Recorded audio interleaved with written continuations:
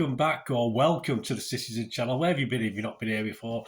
And welcome to an edition of the Boys of 86 where we pick up on the lads who played in the FA Youth Cup winning team of 1986. So went on a varying success. Many of them played for the first team. A few records broke as far as City was concerned with how many players from that system, that team, came into the first team at some stage. It'll be touched upon in this because we're going to have a look at just one. I'm just going to look at just one guy in this episode. We're going to have a look at a guy called, a lad at the time, of course, well respected now over in the USA. He's working now, but we're going to look at someone called, or a lad called Ian Scott. I mean, obviously, I saw him play many times myself, so we're going to have a look at him today. Please, if you are new to the channel, push that subscribe button, push that bell notifications. Great to have you on board. Everything City, past, present, and forever, of course. So spread the word, guys. And if you are pushing those buttons or not, please press that little thumbs up button as well. I'm trying to get between 15 and 20 likes for these City history vlogs. So if you can do that for me, it will be very much appreciated by me. Simple as that. Yes, Ian Scott. Here we go. His picture's going to be popping up. He's got a couple of things on the board, on the wall there. Of course, one of my lad's old shirts when he was a kid of that era. And he was born on the 20th of September, 1967. Yeah, so he's just slightly 8 years younger than me. So an old fart like me. It doesn't seem like that. When I look at Ian Scott, I just think of Ian Scott as being a young man. Born in Radcliffe in Manchester. Interestingly enough, he said himself in an Ian Cheeseman interview back in 2020 for Ian Cheeseman's vlog, fantastic vlogs from Ian Cheeseman, that unlike a lot of kids, he wasn't that overly bothered about football. I mean, obviously I grew up a little bit later than him, but it was the be and end all for us. That's what we did. In the winter, we played football. In the summer, we played cricket. It was as simple as that. Obviously, not some lads who played cricket didn't play football and vice versa, but sporty chaps like me played both. But he said himself he wasn't that overly bothered about football, and he had no real team allegiance either. He wasn't a supporter particularly of anyone. Growing up in Radcliffe, is it part of Bury, near Bury? But he did have a natural football talent, and obviously in those days, with the schoolboy system, you got sort of picked up, you got found out. I mean, obviously you got trials, things like this at certain ages.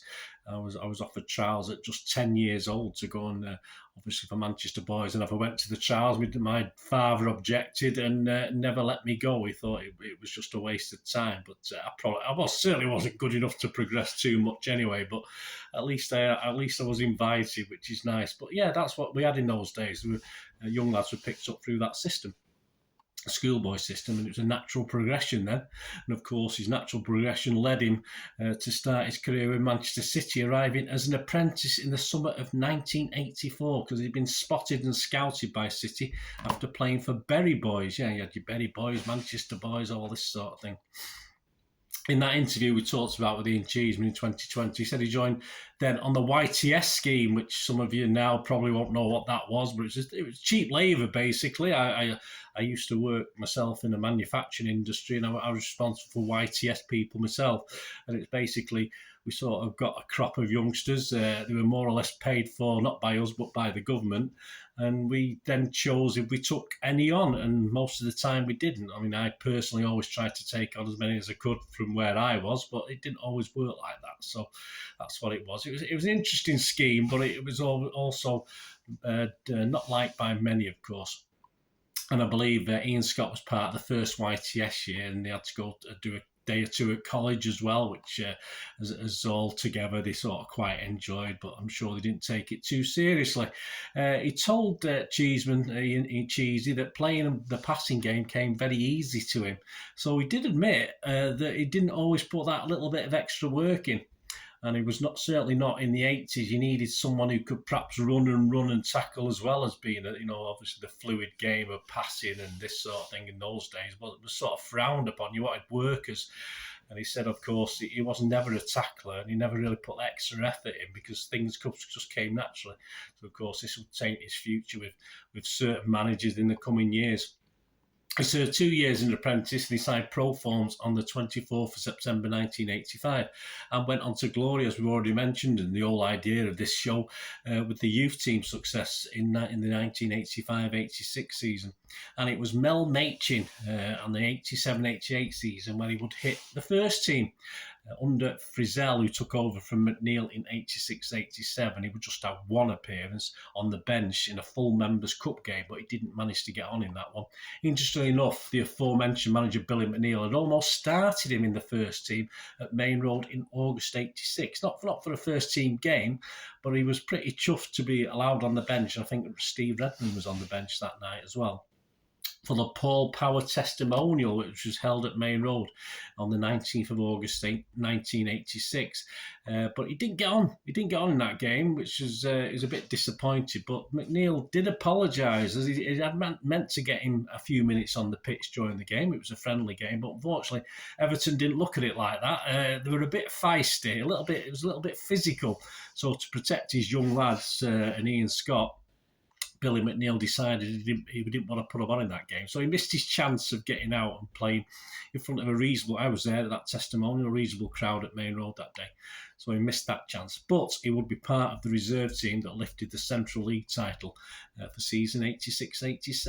Buck and Pardo were, of course, in charge of the youngsters and the good cop Pardo and bad cop Buck partnership, which I can never envisage. I can never envisage Tony Buck as a bad cop. Made it sort of great for Ian Scott and all the trainees at that time at City.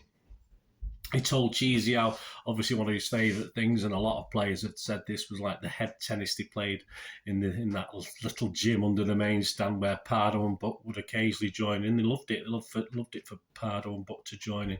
And these were some of the highlights for many of the youngsters at the time. Not necessarily cleaning out the toilet, stuff like that, but certainly the head tennis. He had to wait almost 12 months to the day before Mel Machin handed him the number 10 shirt for the opening home game against Plymouth Argyle in the Division 2 at the time in the 87-88 season. And 5 of the starting 11 were aged 18 and 19. As well as Scott, we had Hinchcliffe, Brightwell, Redmond and White. He'd already proved his worth and got a taste of first-team action at Main Road. I was there again for these games on the 4th and 5th of August in a couple of pre-season friendlies against United and PSV Eindhoven in the Manchester International Football Tournament. I think a little bit feisty at the United game as well, from memory. It would feature in all 13, unlucky for some games, all 13 opening games, so it was unlucky, unfortunately, for Ian Scott. And he didn't have long to wait to register his first of 4 career goals for City. It came in game 3, a 1-1 draw with Villa at Villa Park as he scored the equaliser.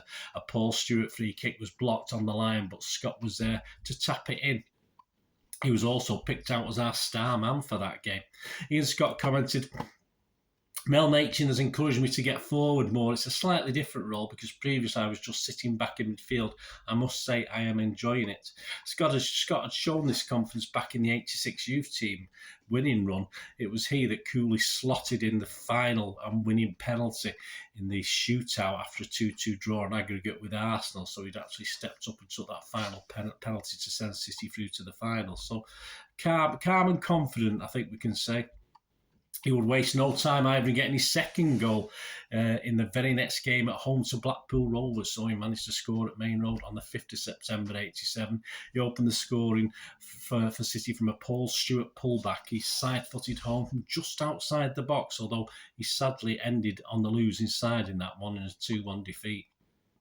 He scored again in Game 6 and went to the top of the City chart, scoring City charts, ahead of people like Varady and Stewart, who were the strikers at the time. All right, it wouldn't last, but for a moment he was our top scorer. This time his goal was 1 of 4 as we beat Millwall 4-0 on the 16th of September 1987. Once again, he was rated City star man. He'd opened the scoring round in the keeper to side foot home. It's a great image on the picture there taken from one of the programmes. He was what we now call assisting as well. So I say he was. He had confidence in his passing ability. It all came naturally. He set up one of 2 Varady goals that day. His continuous run of appearances came to an unusual end after the 10th of October 1987 3-2 loss to Sheffield United. Yeah, very interesting. Been part of the team just 4 days early that had achieved City's first away win for 37 games in a second leg League Cup win at Molineux against the then Wolverhampton Wanderers, who were then 4th Division Wolverhampton Wanderers. We've been beaten by them at Main Road, and we went through 3-2 on aggregate. And back to that Sheffield game, an interesting one. Scott was withdrawn in this game and fell ill afterwards. And M.E.N wanted to try something new, including a new sweeper system the following midweek.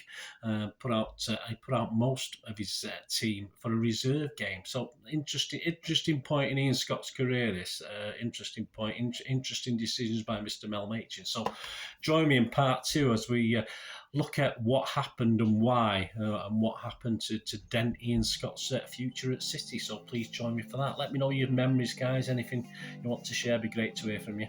Thanks for watching, and join me for part 2 of this look at the boys of 86 and Ian Scott. Until we meet again, that's one thing, don't I? Please stay safe, Blues. Come on, City. Bye for now.